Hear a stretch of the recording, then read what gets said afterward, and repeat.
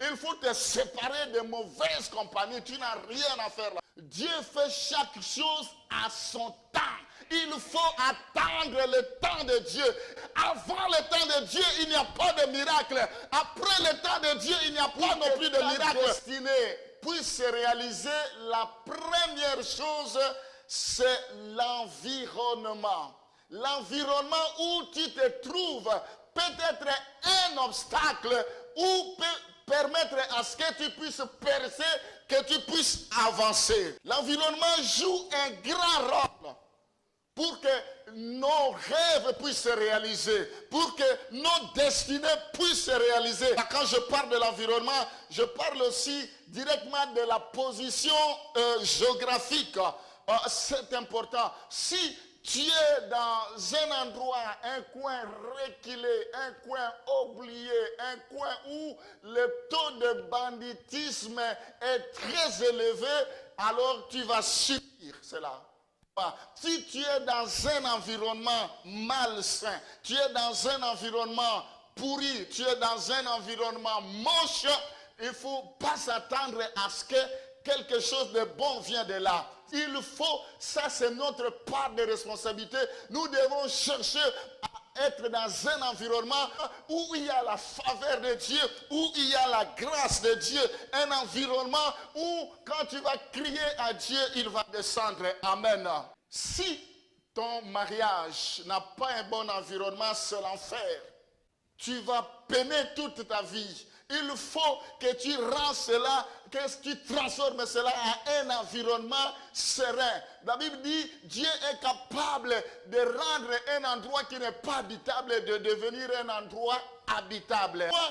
Dieu avait demandé à Abraham de quitter. Abraham ne pouvait pas rester dans l'environnement où il était et vivre la gloire de Dieu. Parce que ses parents étaient des idoles. Parce que l'endroit où il était, le ciel était fermé. Le ciel était barricadé. Abraham ne pouvait pas voir au-delà. Il a fallu qu'il quitte pour que les écailles de ses yeux tombent et qu'il commence à voir clairement. Il y a des gens, ils ne peuvent pas voir au-delà parce que l'environnement ne leur permet pas.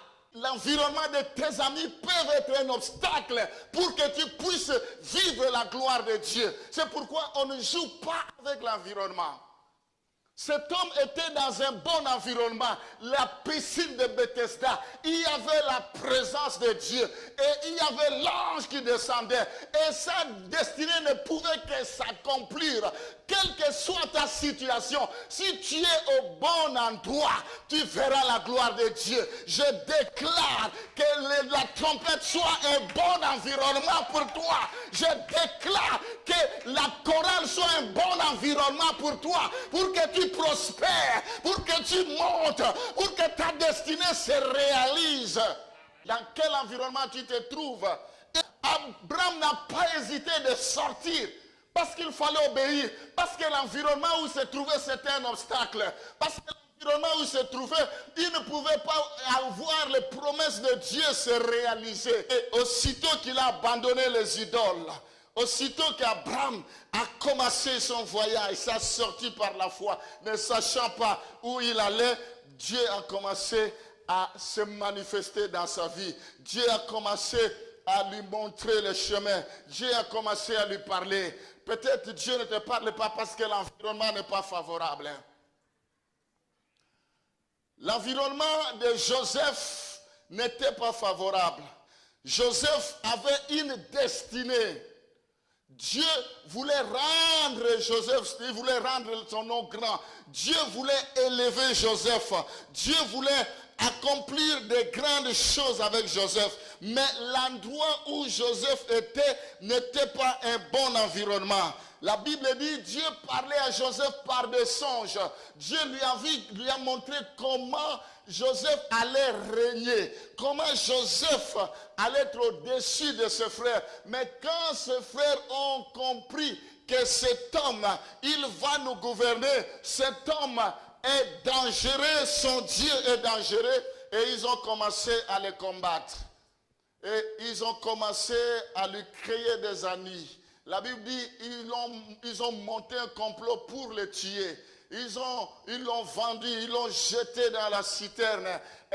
Partout où il allait, ça ne marchait pas parce que ce n'était pas un bon environnement. Tu attends la gloire de Dieu, mais commence d'abord à assainir ton environnement. Commence d'abord à te séparer avec des gens qui ne croient pas à ta vision, avec des gens qui te critiquent, avec des gens qui te contestent. Il faut te séparer pour vivre la gloire de Dieu. Aussi longtemps que tu es avec ces gens-là, rien ne marchera. Aussi longtemps que tu es avec ces gens-là, ils ne croient pas ton étoile. Ils ne croient pas ton élévation. Ils ne croient pas à ta grâce que Dieu t'a donnée. Mais qu'est-ce que tu as à faire avec ces gens-là? Sépare-toi. C'est un environnement qui ne va jamais te faire avancer. Les gens qui te découragent, les gens qui se moquent de toi, sépare-toi de ces gens-là. Tu n'as rien à voir avec cet environnement. Dis Amen. Si tu aspires à être un homme d'affaires, tu n'as rien à voir avec des gens qui ne font pas des affaires. Il faut être à côté des gens qui font des affaires. Voilà ton environnement. Les oiseaux de même plumage volent toujours ensemble. Amen. Tu as une destinée, tu as un avenir meilleur, tu as la faveur, la grâce de Dieu. Mais l'endroit où tu es, c'est un obstacle. Il faut seulement que tu quittes. Parce que celui qui a les œufs entre ses mains, il ne peut jamais provoquer la bagarre. Et tu ne dois pas chercher la bagarre parce que tu as des choses précieuses. Et celui qui n'en a pas va te créer des ennuis pour que vous tous, vous puissiez tout perdre. Mais toi, mets-toi de côté parce que tu as un objectif. Amen. Il faut assainir l'environnement. Il faut assainir. Il faut sélectionner. Dieu te donne les capacités de sélectionner. Il y a des endroits où il ne faut pas fouler les pieds. Même si nous avons la foi, la Bible dit partout foulera le plan de vos pieds, je vous donne ce lieu. Des maisons hantées, on dit que ce sont des maisons hantées, il y a des esprits qui se manifestent là-bas. Il ne faut pas aller t'engouffrer là-bas pour dire j'ai la foi, Rachamana Santaraba. Ils vont t'avaler, ils vont t'engloutir et ils vont t'enterrer. C'est un environnement qu'il ne faut pas oser. Il faut partir de là. Ce n'est pas ta place. Même le miracle, il faut un très bon environnement. La percée, il faut un très bon environnement. Et il faut un très bon environnement dans toutes choses. La Bible dit les mauvaises compagnies corrompent les bonnes mœurs.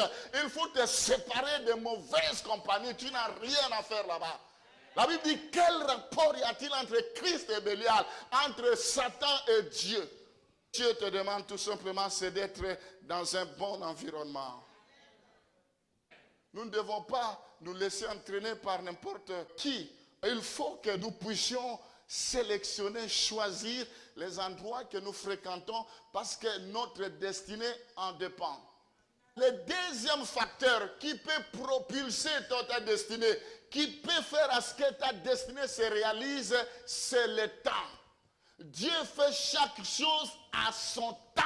Il faut attendre le temps de Dieu. Il y a des gens qui ont cassé leurs dents parce qu'ils voulaient faire du forcing, parce qu'ils voulaient faire des choses avant le temps de Dieu ou après le temps de Dieu. Avant le temps de Dieu, il n'y a pas de miracle. Après le temps de Dieu, il n'y a pas non plus de miracle. Le miracle, c'est au temps marqué par Dieu. Parce que Dieu, c'est un Dieu de temps. Il y a des gens qui se sont élevés, qui se sont autoproclamés serviteurs, alors que ce n'est pas le temps de Dieu, ça ne marchera pas. Mais quand tu es dans le temps de Dieu, tu n'as pas des efforts à conjuguer, parce que tout va concourir à ton bien. Toutes choses commenceront à marcher. Le temps de Dieu. Il faut attendre le temps de Dieu pour ton mariage. Il faut attendre le temps de Dieu pour ton élévation. Il faut attendre le temps de Dieu pour ta destinée. Il y a un temps pour toutes choses. Dis Amen. Pas faire la course avec quelqu'un parce que chacun a ça. Tu ne peux pas imiter quelqu'un. Tu ne peux pas faire comme l'autre. Il y a un temps pour toi aussi où Dieu se servira de toi. Il y a un temps aussi où ta bénédiction arrivera. Il y a un temps aussi où le ciel te sera favorable. Il y a un temps aussi où les gens t'honoreront. Il y a le temps qui va arriver pour toi. Cet homme est resté pendant 38 ans. Il attendait, ce n'est pas son temps. Quand il veut se lasser, il y avait déjà les gens qui étaient partis. Mais lui attendait toujours. Il attendait toujours. Il attendait toujours. Comme il était au bon endroit, mais le temps n'était pas encore arrivé. Tu peux être au bon endroit, mais le temps n'est pas encore arrivé. Ne te moque pas de celui que tu ne vois encore rien. Parce que quand son temps viendra, ça va faire le tremblement de terre. Amen. Je prie ce matin pour que ton temps d'élévation arrive. Je prie ce matin pour que ton temps, ton étoile commence à briller. Je prie ce matin pour que la faveur de Dieu soit sur toi. Que le temps de Dieu arrive sur toi. Tu n'auras pas des efforts à conjuguer. Que mon Dieu te bénisse. Quand il y a le temps de Dieu, tout le monde sera d'accord. Quand il y a le temps de Dieu, même s'il y a les ennemis, ils vont tomber. Quand il y a le temps de Dieu, quel que soit ce que les gens vont faire, ils seront confis. Quand il y a le temps de Dieu, même tes ennemis d'hier deviendront tes amis aujourd'hui. Quand il y a le temps de Dieu, les choses se passent différemment. Les choses se passent différemment. Les choses se passent différemment. Alléluia. Le temps de Dieu. Pourquoi tu es inquiet? Pourquoi tu t'agites? Pourquoi tu te dis, mais je ne vois rien? Mais Dieu ne fait pas des choses dans la précipitation. Dieu ne fait pas les choses en dehors de son temps. Dieu, c'est un Dieu de temps. Il y a un temps pour pleurer, il y a un temps pour se réjouir. Le temps de Dieu. Si tu es dans le temps de Dieu, le travail va commencer à te chercher. Au lieu que tu ailles chercher les gens, le travail, tu vas dormir, on va commencer à t'appeler. La Bible dit, j'ordonnerai à la bénédiction de te suivre. Celui qui est dans le temps de Dieu, ça va commencer à le suivre. Ça va commencer à suivre le temps de Dieu. Laisse les gens parler parce qu'ils n'ont pas encore vu le temps de Dieu dans ta vie. Quand le temps de Dieu viendra, alléluia, les gens ne te reconnaîtront plus. Ils vont dire c'est toi ou c'est une autre personne. Ils vont dire mais qu'est-ce que tu as touché? Qu'est-ce que tu as touché? Qu'est-ce que tu as fait? Mais c'est le temps de Dieu. Et pas parce que le temps s'écoule que Dieu va changer. En lui, il n'y a point de changement ni de variation d'ombre. Ce que Dieu a dit il y a plusieurs années est encore valable ce jour. Il est encore valable demain. Toutes les fois que tu confesseras, toutes les fois que tu croyeras à cela, un miracle sera toujours possible. Amen.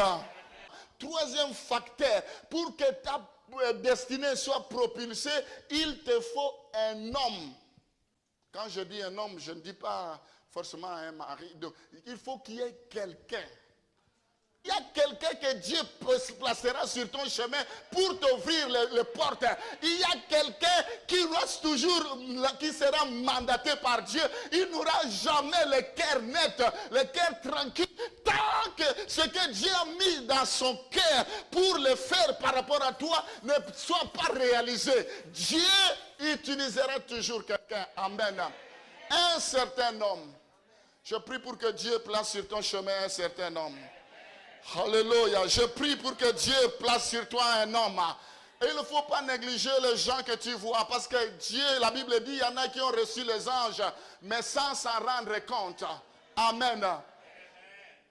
Mais maintenant, si tu refuses tout le monde, maintenant, si tu n'as confiance à personne, maintenant, si tu as des ennemis, mais qui Dieu va utiliser?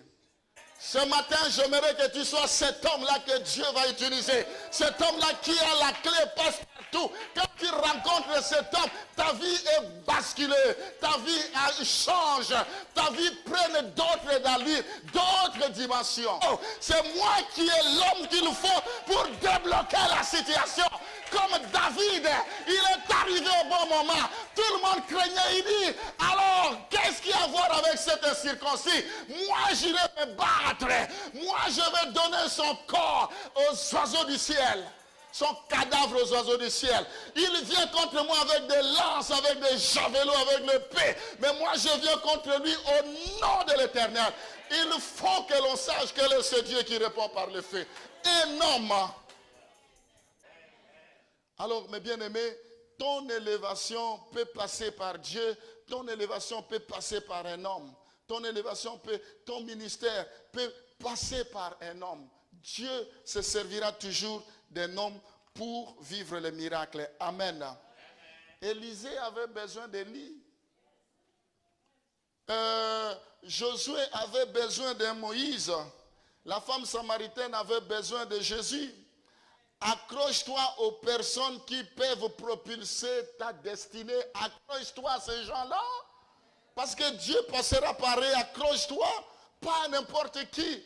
Mais il faut que Dieu t'oriente auprès de ces gens-là. Reste fidèle, sois là. Au temps marqué, Élie, il a dit à Élisée, si tu vois comment je monte, ce que tu m'as demandé, c'est difficile. Mais si tu vois comment je vais monter, tu vas les recevoir. Et quand les gens disaient, tu sais que ton serviteur, ton maître va monter, il dit, oui, je le sais, laissez-moi tranquille. Mais quand il a vu monter, le manteau descendit et depuis ce jour-là, quand il a reçu le manteau, il a reçu la double portion de ce que Élisée avait. Amen. Et sa vie a changé. La dernière chose pour que ta destinée s'accomplisse, tout dépend de ta propre motivation. Quelles sont tes motivations? Aveugle qu'il était, personne ne pouvait l'aider, mais il était optimiste que sa vie va changer. Il ne mourra pas aveugle. Si tu as la motivation, tu ne mourras pas célibataire. Tu te marieras. Si tu as la motivation, tu ne mourras pas plutôt sans enfant. Si tu es déterminé, tu ne resteras pas comme ça. Ta vie va changer. Si tu es déterminé, ta situation sera régularisée. Ce que tu cherches, te cherche. La motivation. Quelle motivation tu as dans ce que tu fais? On voit comme si tu es intéressé, comme si tu n'es pas intéressé. Pour ta propre vie, bats-toi. Bats-toi. Si tu n'as aucune motivation pour ta vie, personne ne se motivera à ta place. La femme à la perte de sang, c'est elle-même qui s'est battue. Elle a pris les risques parce que tout ce qu'elle touchait était impur. Mais quand vous touchez Jésus, au lieu que Jésus devienne impur, Jésus vous sanctifie. Amen. Jésus vous sanctifie. La motivation marche avec la foi. La motivation marche avec la détermination. La motivation marche avec le courage. Que Dieu vous bénisse.